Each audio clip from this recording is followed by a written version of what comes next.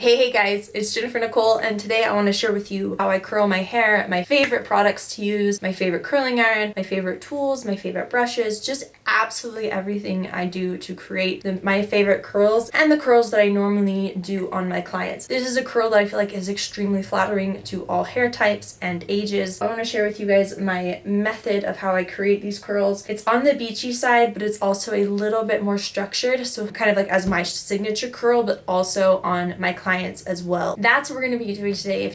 So if you want to see my favorite techniques and this curl hair, then just keep watching. First, I want to share with you my favorite products for creating that look.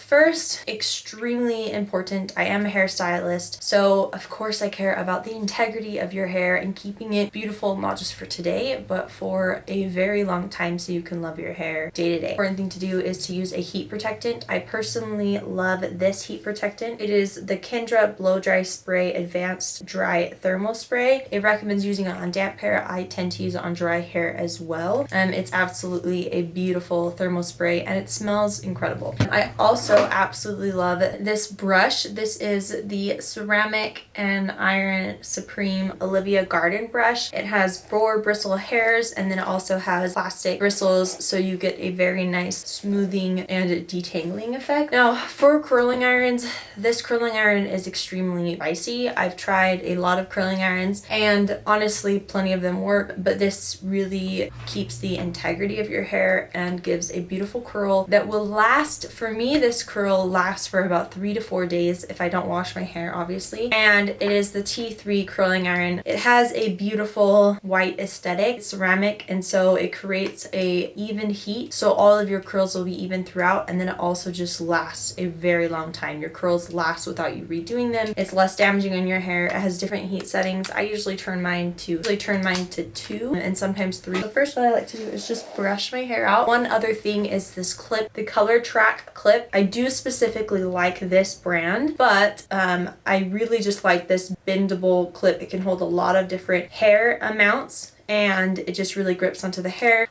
Specifically, I do like Color Track, but if you're not a hairstylist and you just need a clip for everyday use, there is several on Amazon that are that design. What I like to do is I take 2/3 of my hair and I clip that up. So I just twist and then stick this in, and as you can see, this is a very large clip, so it really holds a lot of hair. And then I'll divide it in 2 and brush it out. So ideally you won't have paint or your daughter's breakfast in your hair, but you know, I happen to have both currently.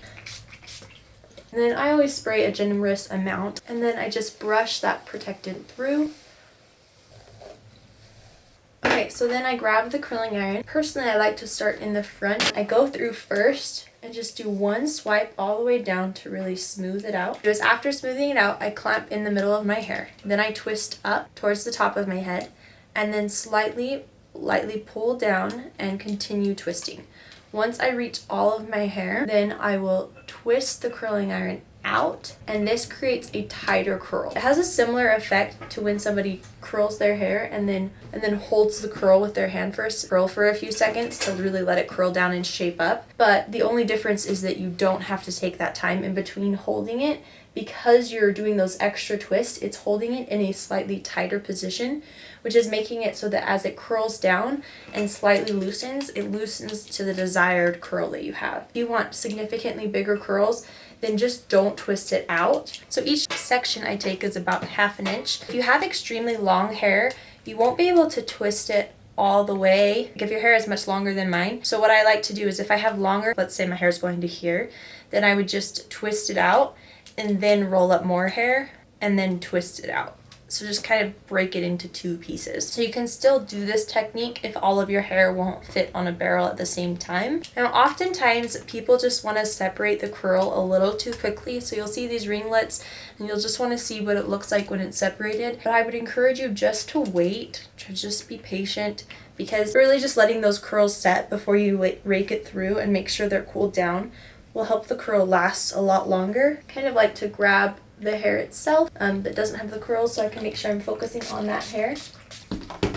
and then just brush it through. If you take larger sections, it's just going to make the curl a little bit more loose, and smaller sections is going to be more true to the actual barrel size. Sometimes when I'm in a hurry, I don't do the first pass that really smooths everything out, because if it's under my head right here and there's some waves, I don't really mind because it just adds some volume. It's just if through the top or any pieces that would be poking through the top, I want to make sure that that part is very smooth. Really make sure that I smooth out these front pieces, because those baby hairs are definitely going to be something that you're going to see. So again, just taking this section in front of my ear, and I'm going to direct it a little bit forward towards my face. Now the reason I'm doing this, it'll make sure that I get this portion right here very smooth. If I direct it back, I'm not going to get that portion very smooth. So just for this front piece, I just really direct it forward towards my cheek. Obviously don't burn your cheek. And then roll it in, and that just smooths out that front portion of the hair. And I just roll it up and again twist it out. Take a smaller section right across the hairline, pull it in towards my face, and you can see how close that gets to the hairline. And it really just smooths everything out. There's only one downside that I really don't like about this curling iron, and it's this part right here where it clamps. Hair tends to get caught in that, so just be careful.